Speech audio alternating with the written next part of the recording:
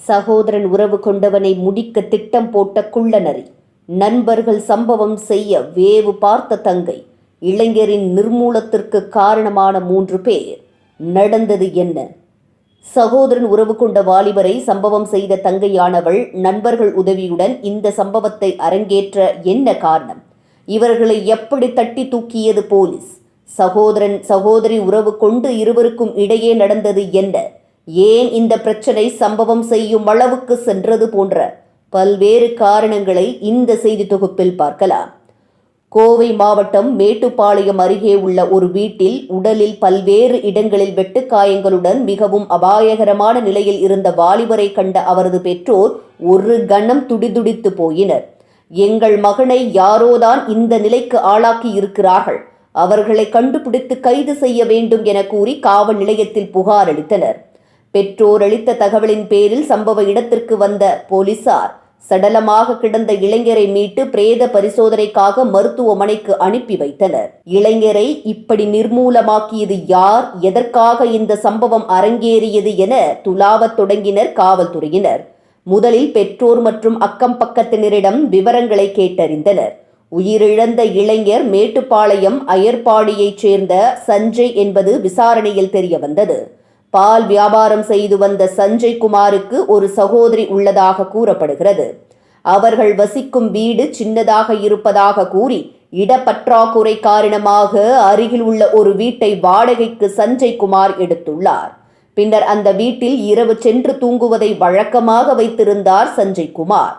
இந்த நிலையில் சம்பவத்தன்று புதிய வீட்டில் தூங்கச் சென்ற சஞ்சய் குமார் எழுந்து கொள்ளவே இல்லை.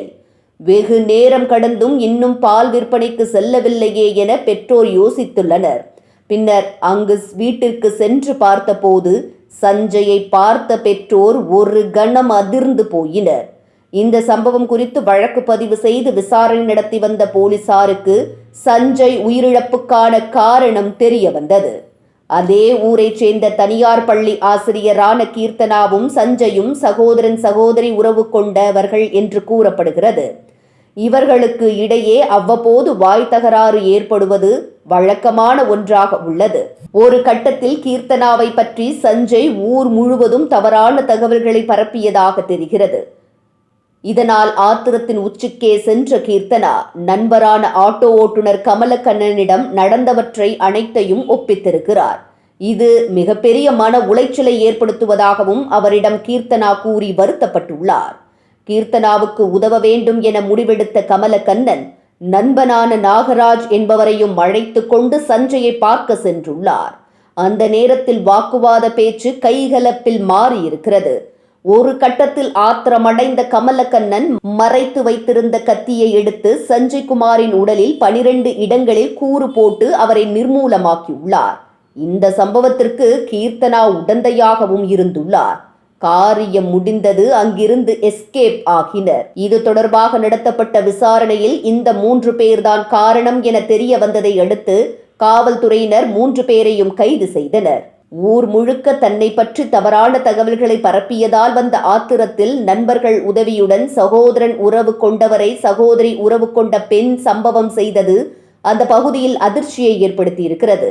இளைஞர் செய்தது தவறு என்ற போதிலும் இப்படி ஒரு விஷயத்தை அந்த பெண் கையாள தேவையில்லை. காவல்துறையினரிடம் புகார் அளித்திருக்கலாம், இல்லை என்றால் பெற்றோரிடம் தெரிவித்திருக்கலாம். பல நல்ல வழிகள் இருக்கும் நிலையில் இப்படி ஒரு காரியத்தை செய்தது தேவையின்றி வாழ்க்கையை தொலைத்துவிட்டு அந்த பெண் தற்போது சிறை கம்பிகளை எண்ணிக்கொண்டுள்ளார்.